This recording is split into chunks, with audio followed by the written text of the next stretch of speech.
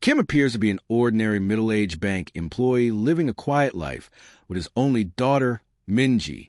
Every day he works hard, cooks for her, washes her clothes, and tries to be both father and mother after losing his wife during childbirth. Although Minji loves him, she has become distant and rarely expresses her feelings. One evening, Kim is humiliated by a group of gangsters on his way home. They insult him, hit him, and throw him to the ground, yet he never fights back. It isn't because he is weak or afraid. In reality, Kim is hiding his true identity. He knows that revealing even a fraction of his real combat skills would destroy the peaceful life he sacrificed everything to build. At school, Minji struggles with constant bullying. The main bully, Hee-ji, and her wealthy friends mock her for growing up without a mother and for smelling like an old man, referring to her father's hard-working lifestyle. Minji silently endures the abuse despite the emotional pain.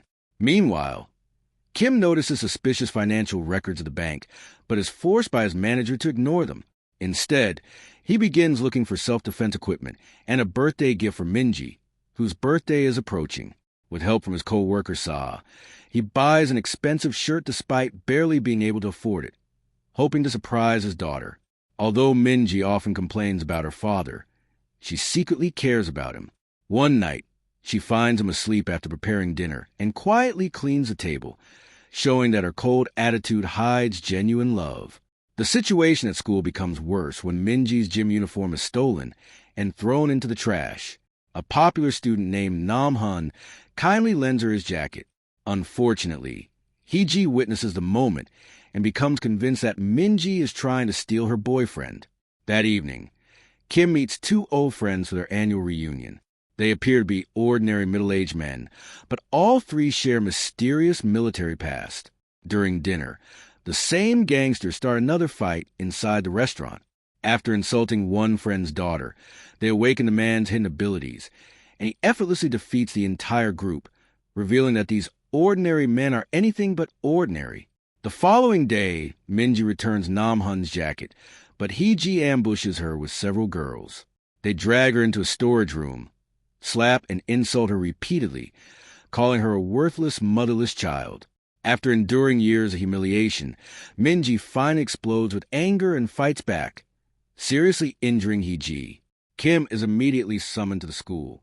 There he discovers that Hee-ji is the daughter of Chairman Do, one of the most powerful businessmen in the country, with deep criminal influence. Although Minji insists she acted in self-defense, Kim silences her, kneels before Chairman Do, apologizes, and promises to transfer her to another school. Minji is devastated.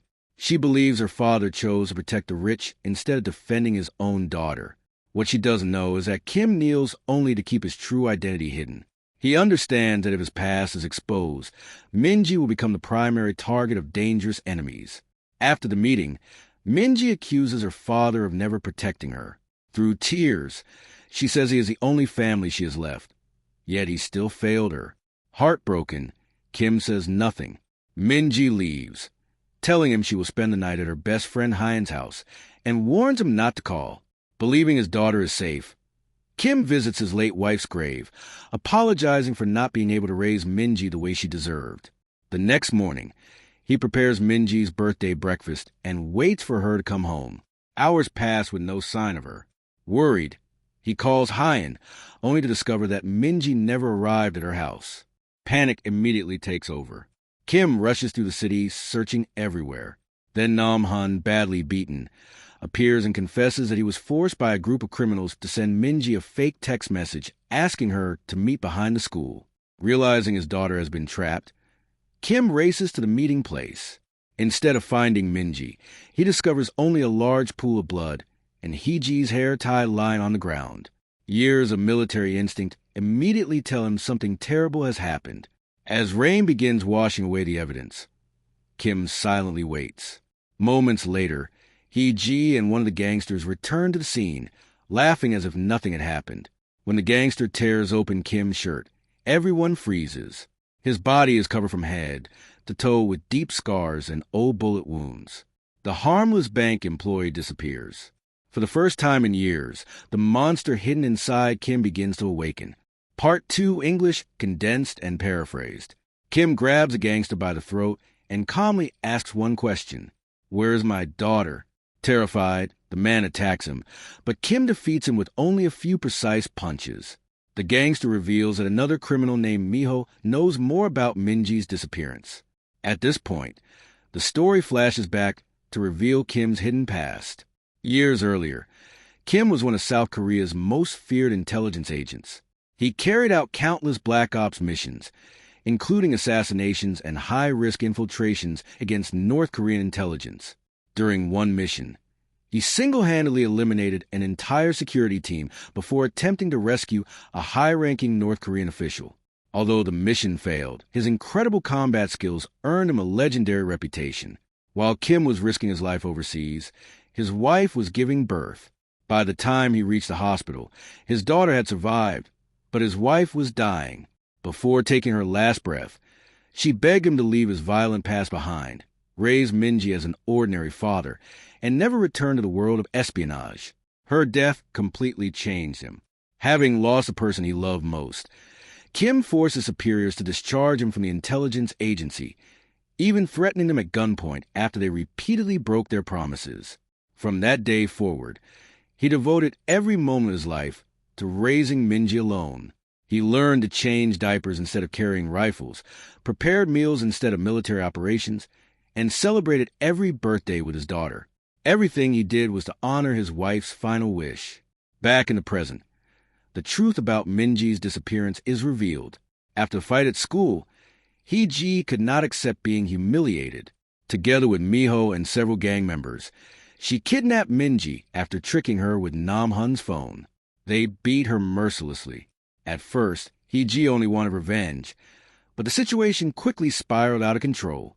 Minji refused to kneel, so Miho joined the assault, punching and kicking her without mercy.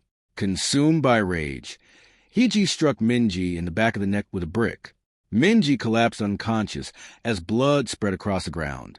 The teenagers immediately panicked and want to call an ambulance, but Miho confiscated everyone's phones. He warned them that they were now accomplices and would all go to prison if anyone reported the incident. Desperate, Hee-ji begged Miho to make the problem disappear. Miho contacted Michael, a member of a powerful organ trafficking organization connected to the notorious Gold Tooth Gang. Although Michael briefly hesitated after seeing an unconscious schoolgirl, greed won. He loaded Minji into the trunk of his car and drove away.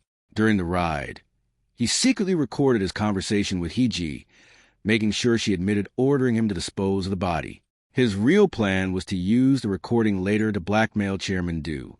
Back in the present, Kim tracks Miho down and brutally interrogates him. Completely broken, Miho admits that Michael took Minji away, but claims he has no idea what happened afterward. Kim returns home devastated. For a brief moment, he imagines Minji walking out of her bedroom calling, "Dad." The vision disappears, reminding him that she is still missing. Knowing there is only one way to find her, Kim unlocks a hidden compartment inside his house. Inside is a locked suitcase that has remained untouched for years. It contains equipment from his former life. Kim silently prepares for war. Meanwhile, at an illegal organ harvesting facility, another desperate father is begging criminals to spare his daughter's life after failing to repay his debts. The gang ignores his pleas and prepares to harvest the girl's organs. Kim storms the building without warning. Using his old combat instincts, he eliminates every guard in his path with ruthless efficiency. He rescues the girl moments before surgery begins, only to discover she is not Minji. Enraged, he chases Michael through the building. Michael attempts to escape through a window, but runs directly into nearly invisible steel wires that Kim had stretched across the escape route. The wires slice deeply into his body, leaving him helpless before Kim beats him unconscious. At the same time, news footage of Kim's old friend defeating the gangsters at the restaurant goes viral. North Korean intelligence immediately recognizes Kim in the background. The legendary South Korean operative they believe dead is alive. Worse, Kim still possesses years of highly classified secrets. North Korean officials decide he must be eliminated before he can become a threat again. Unable to wait for official approval, they secretly dispatch their deadliest assassin. The new operative carries a legendary codename, Number 66. Back in South Korea, Kim continues interrogating Michael. The criminal arrogantly laughs, believing that because he is a minor, he cannot receive serious punishment. Kim calmly loads a suppressed pistol. Looking directly into Michael's eyes, he says, "A child who loses parents becomes an orphan, but there isn't even a word for a parent who loses a child." Then he shoots Michael in the leg. Screaming in agony, Michael finally reveals another lead. Before Kim can force more information out of him, police officers storm the building and arrest him. At the same time, Hee-ji becomes increasingly terrified. She constantly searches the internet, hoping no one has discovered Minji's body. Even Chairman Do begins noticing his daughter's strange behavior, unaware that the tragedy she helped create is rapidly spiraling beyond anyone's control. While Kim is being questioned by the police, Chairman Do quietly begins investigating his own daughter. His men uncover text messages proving that Hee-ji had been communicating with Miho for days, and that Minji was repeatedly mentioned in their conversations. Suspicion quickly turns into certainty. Meanwhile, North Korea's elite assassin, number 66, secretly enters South Korea. He is ordered to eliminate Kim before anyone else can reach him, and to recover the intelligence secrets Kim still possesses. Unknown to him, he has been fed lies about Kim's past and believes Kim betrayed North Korea and murdered the original number 66. At the same time, South Korea's intelligence bureau also starts searching for Kim. Director Kong knows that if North Korean agents capture him, years of classified information could fall into enemy hands. His goal is to find Kim first and bring him back alive. Kim, however, has only one objective: finding Minji. While in police custody, he notices officers answering a phone that suddenly rings in the evidence room. The moment someone says, "It's your daughter calling," everything changes. Kim instantly disables every officer guarding him, breaks into the evidence room, grabs the phone, and desperately asks, "Minji, is that you?" No one answers. Only silence. The call disconnects. Kim repeatedly calls back, but nobody picks up. The tiny spark of hope disappears, leaving him furious. With a single punch, he dents a steel locker before escaping the police station once again. Months earlier, Minji had once asked her father for a new smartphone because everyone at school owned modern devices, while she still used an outdated one. Kim quietly bought her the newest model despite barely being able to afford it. When she happily hugged him and whispered, "I love you, Dad," Kim simply smiled after she left the room and softly replied, "I love you even more." That memory now becomes the driving force behind his relentless search. Realizing he cannot continue alone, Kim finally contacts the only people he still trusts. His co-worker Sa immediately abandons her job. The friendly neighborhood dry cleaning owner also closes his shop. The shocking truth is revealed. Both of them are undercover intelligence agents who have secretly monitored and protected Kim ever since he retired. Director Kong also mobilizes his entire task force before Kim's search turns into an international incident. Meanwhile, number 66 infiltrates Kim's house. Waiting for him is Kim's old teammate, Jin Chio. The two veterans engage in a fierce fight inside the house before number 66 retreats. Although Jin Chio can still match the assassin's skills, age prevents him from catching him. The undercover agents soon realize North Korean operatives are now actively hunting Kim.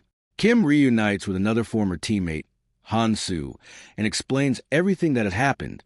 Before they can make a plan, Director Kong and Special Forces surround the martial arts dojo. Kim refuses to surrender. A massive gunfight erupts as Han-soo uses his knowledge of the building to help Kim escape through hidden passages while exchanging fire with intelligence agents. After disabling several pursuit vehicles, the two flee together. Soon afterward, Jin Chio contacts them with devastating news. Minji's phone has finally been traced. The signal comes from an abandoned building controlled by the Gold Tooth Gang. Kim and Han-soo immediately head there. Inside the building, they discover an illegal gambling operation. Dozens of gang members laugh at the two middle-aged men, believing they have found easy targets. Within minutes, Kim dismantles the entire gang. Every opponent is defeated with ruthless precision. During the interrogation, one criminal reveals a disturbing clue. He is carrying the heart-shaped keychain that Kim personally attached to Minji's phone. Kim instantly recognizes it. Searching the room, he discovers a pile of stolen mobile phones. Among them is Minji's. The gangster cruelly mocks him, claiming the phone belonged to the girl they abused the previous night. Those words completely destroy Kim's remaining self-control. He brutally beats the man until he finally admits he never met Minji. He only found the phone after another gang member threw it away near a train station. The mysterious phone call Kim received earlier had simply been a random attempt to contact one of the saved numbers. Although disappointed, Kim gains another lead. Before he can continue searching, a calm voice suddenly echoes behind him. A pistol is pointed directly at his head. After years of searching, North Korea's legendary assassin has finally found him. Number 66 has arrived.